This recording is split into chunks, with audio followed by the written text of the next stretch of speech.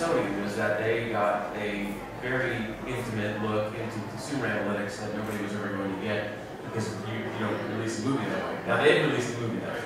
They know the people out there who've seen it. They know where the patterns are. And I'm curious if you guys are as obsessed with the feedback loop and the consumer analytics as I would imagine anybody would be. I think we should be. Are you understanding your audiences better? What sort of things are you doing? How does that feed into the creative process? I mean, I was at Artist Convergence on Wednesday on a panel, and I was the most useless asset on that panel because they were talking about building community in theaters. But it is really important for us to build our communities online. Don, you and I were talking about this yesterday. That you need to engage. We need to get away from behind the camera and talk to our audiences so that they are invested, so that they care enough. I think, it's really the change of paradigm. Studios have always been one step removed from the consumer, whether it's through theatrical distribution or the distributor of home entertainment content or the network that's rebroadcasting a feature film. It's really now become critical to start having that direct consumer engagement and really understanding, in pre-production, in production, in post, and after release, what those consumers think about your product, what they think about the franchise, how they're responding to it, and really understanding that so you can maximize that across the entire budget. That's become critical. Is that a big data problem? Absolutely. I mean, it's getting all the social media feeds. It's comparing that and aggregating that with the other sort of online blogs and websites that post information about the movies as they're coming out. It's taking all of that together and understanding the health of a franchise. A great case in point, a movie that released when the trailer first came out for a film, and I'm not going to mention the studio film, a lot of them, there was a lot of social media feedback that came back a couple weeks after the trailer was released, when mothers thought the trailer was too dark and they didn't want to take their kids to the movie.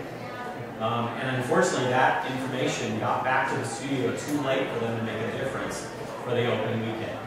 And it really damaged the studio's ability to recap a lot of money. And opening weekend is everything.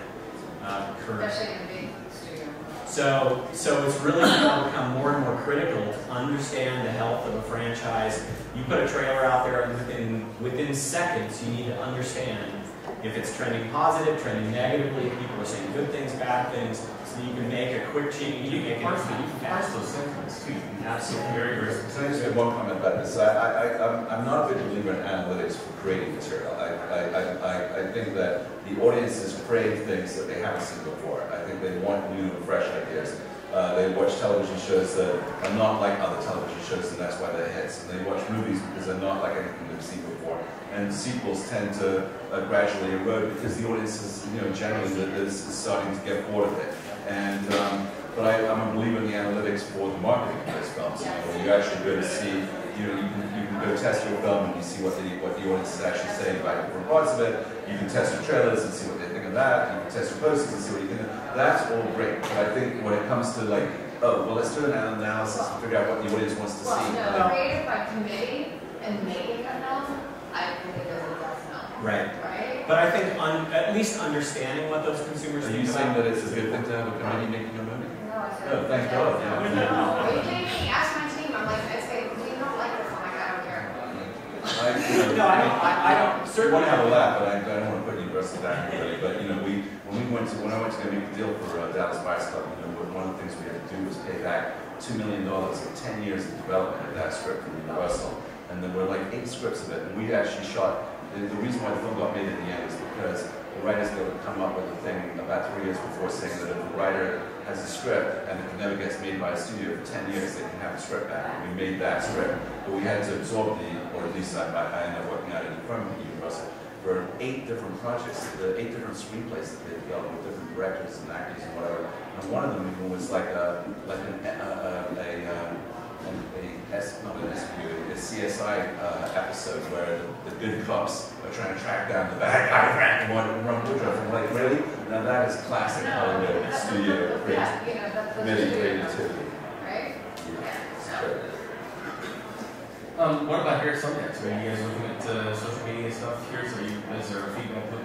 I mean, we're very active on social media. Between all of our social media platforms, we have 1 million plus people involved with the Institute. And we just relaunched our website. So one of the next steps and the next phase of that will be, how do we build community? Because we want to be able to reach out to our patrons, we want to reach out to our audience, to our fellows, and get everybody interacting. We have amazing programs. Our labs are, there's this great picture here of the resort. I actually had the honor of being up at the labs this summer, and it was amazing. It was life-changing as a creative person to see just how that all works. And how do we scale that? How do we get that out there to the filmmaking and storytelling community in general? And our way of doing that is going to be through technology. It's going to be through the website. It's going to be through mobile applications, through things maybe that haven't even been thought of yet. Let me ask you to say something. Technology is also not a four-letter word. Yes. Thank you. Okay, because without it, we wouldn't be where we are. We wouldn't be able to reach audiences and fans without it. It's a great thing. The only problem is the misuse of it. And I also think technology can be a solution. So, for example, I would go to the theater to see Gravity because I want that feeling, that 3D feeling in the theater that I'm not going to be able to get at home. If you go to our New Frontier exhibit just up the way, you'll see things that are like Birdly, which is, it's really cool. You're a bird. Like it's the start of whatever VR can be. Getting VR, not just a VR experience, but having you interact in the real world with VR. How do you pirate that? You can't. So I think technology is a problem because it used to be that you made a movie, you dubbed the tape, you dubbed the tape, you dubbed the tape. So that's why piracy was kind of hard because it was analog. By the end, you had nothing. Now it's digital, it's bit for bit, it's a perfect copy. But on the other side, technology opens up this whole new world with things like second screen. So if I pirate something, my second screen experience may not work with it. I may have a different experience than somebody who purchased it. And I want to have that experience. I think it all comes down to people want to have the best experience they can with the content. And we have to find ways to give them the content when they want it and to give them an experience that they're going to want to pay for and that they're going to understand they have to pay for to have that level of experience and engagement with it. But again, the people that believe that copyright doesn't have value, and I talked to students a lot, spoke with Carnegie Mellon students yesterday, grad students. People that believe that copyright doesn't have value believe that what we do for a living is a frivolous hobby, right? We should get a real job during the week and do this on the weekends. So it is really incumbent upon each of you, because I can't Xerox myself, multiplicity, but it's implicit. It's really incumbent on everybody who is in the business, in the art, making content. And I'm talking about music, film, TV, books, gaming, it's incumbent upon you to talk about the fact of how hard it is. Because people think it's just easy. And we've been taught silent too long, and the other side always says it doesn't, content should be free. Well, I'd like to just put it in context for me personally. My middle brother is a painter, a very successful painter. And the way I see it is that he makes a painting. He spends 3 weeks, 4 weeks actually doing that painting. And he puts it up on his wall. If somebody walked into his house and just took it off the wall and walked off with it, that's a crime.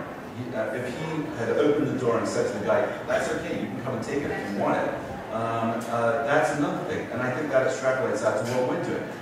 As artists, and I put all creators of films and extrapolate that out. The owner of the IP is the artist, or the replacement of the artist in a way. But it's our right to say you can have this for free if you want. That's a marketing strategy. Sometimes people give songs away because they want to promote their album. And that's perfectly fine. That artist has the right to do whatever he wants with his piece of art. And if he wants to sell it, that's his right too. And that's the same theory for what we're doing. Yeah, CreativeFuture is about the fact that we want artists to be fairly compensated for their work. Right? We're opposed to the for-profit digital theft. It's not about suing grandmothers and kids because often people actually don't know what's legal or illegal. Illegal or legal. We were sitting in a PTA meeting in Redondo Beach last week, and a mother said to me, how do I know what my child is watching, whether it's a legal place or not? We were talking about popcorn time before this started. if you go on to Popcorn Time, which is an illegal site, it is more beautiful than almost any interface that you can find online. All right? So I said to this mother, when she said, how do I know? I said, you don't. You don't. I said, because they're ad supported, they're credit card facilitated. There is a new site that's been launched by the MPAA. It's called Where to Watch. Access it by wheretowatch.com or wheretowatch.org. And I urge every parent and even any non-parent to keep it bookmarked. And if any film or television show, it will tell you where it's available legally.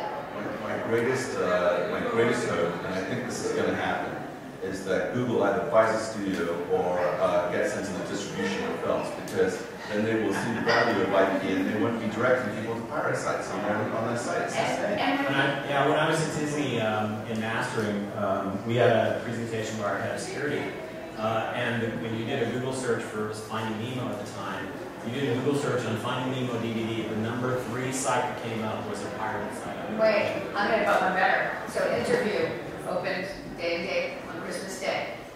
We called a friend and asked them who does research, tracked it. There were a couple million illegal downloads. 25% of them were in the United States, where it was available for $5.99, $6.99. If you typed into the Google search bar, watch Interview, it finishes online. Okay, free. The first thing is Google Play, but the next 3 links were pirate sites.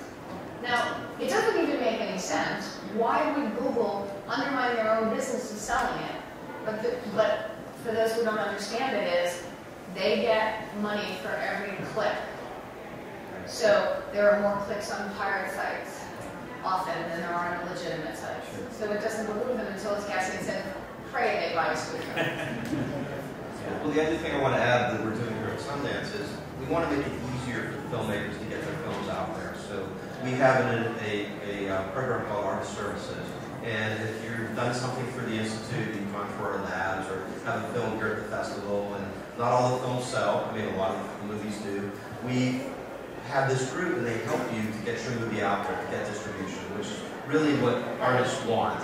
And we've been working with a company called Quiver, and they have this amazing dashboard now that you upload your movie, you click a few buttons, you say, hey, my movie's in English, what territories can I sell this in? It automatically selects things for you. Do you want subscription video on demand? Do you want video on demand? You know, do I want to sell my movie for download? All these options, but it makes it really easy. And then at the end it says, here are your choices, here's a rev split. There's different rev splits you can do based on what you pay up front. You can pay everything up front, and then you get 100% of the money that comes in back. And then at the end, you can track all this.